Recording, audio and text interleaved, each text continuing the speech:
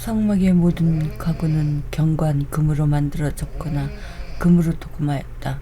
성막의 휘장은 갖가지 색깔로 가장 아름답게 배열되어 있었고, 이 휘장 안에는 금과 은의 실로 천상의 성수 일과 연결되어 있고, 땅에 있는 성소들에게 천사를 섬기는 천사들을 상징하는 실로 그려져 있었다.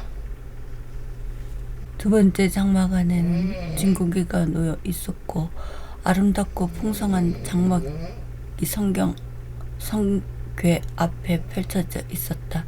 이 커튼은 건물 꼭대기에 닿지 않았다. 자비 자리 위에 있던 하나님의 영광은 두 방 모두에서 볼 수 있었지만 첫 번째 방에서는 훨씬 더 적었습니다. 증거궤 바로 앞, 그러나 장막에 의해 분리된 금빛 향단이었다. 이 제단에 난 불은 주님이 손수 지으신 것으로 거룩한 향을 피워서 거룩하게 간직하고 있었는데, 그 향기로운 구름은 밤낮으로 성소를 가득 채웠다. 그 향기는 성막 둘레에 수마일 뻗어 있었다. 제사장은 주 앞에서 향을 피울 때 자비의 자리를 바라보았다. 그러나 그는 그것을 볼 수 없었지만 거기에 향기가 있다는 것을 알았다. 그는 향기가 구름처럼 피어오르자 주의 영광이 자비로운 자리 위에 내려와 가장 성스러운 곳을 가득 채웠다. 그리고 그 영광이 두 방 안에 가득 차서 제사장은 제사를 지내지 못하고 성막문 앞에 서야 했다. 성소에 있는 제사장은 그가 볼 수 없었던 자비 자리에 믿음으로 기도를 지시하는 하나님의 백성을 대표합니다. 그들의 기도를 하늘 성소의 자비 자리에 있는 자비 자리에 앞서서 그리스도께 인도하는 것입니다. 그들은 본래의 눈으로 중재자를 볼 수는 없지만 믿음의 눈으로 그리스도를 보고 예수께 기도를 드리며 확신으로 그의 조정의 이익을 주장합니다. 이 신성한 아파트에는 빛을 받아들이는 창문이 없었습니다. 촛대는 순금으로 만들어졌으며 밤낮으로 계속 타오르는 두 아파트에 불을 밝혔습니다.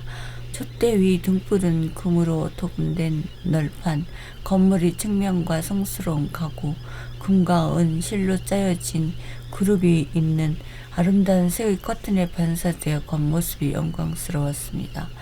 말로는 다 할 수 없는 이 방들이 보여준 아름다움과 사랑스러움, 신성한 영광을 어떤 언어로도 설명할 수 없습니다.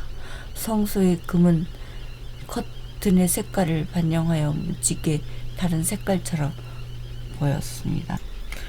대제사장은 1년에 한 번만 가장 신중하고 엄숙한 준비를 한 후에 가장 성스러운 장소에 들어갈 수 있었다. 그 아파트는 하나님이 눈에 보이는 영광의 특별한 거주지였기 때문에 대제사장 이외에는 아무도 그 아파트의 신성한 웅장함을 바라볼 수 없었다.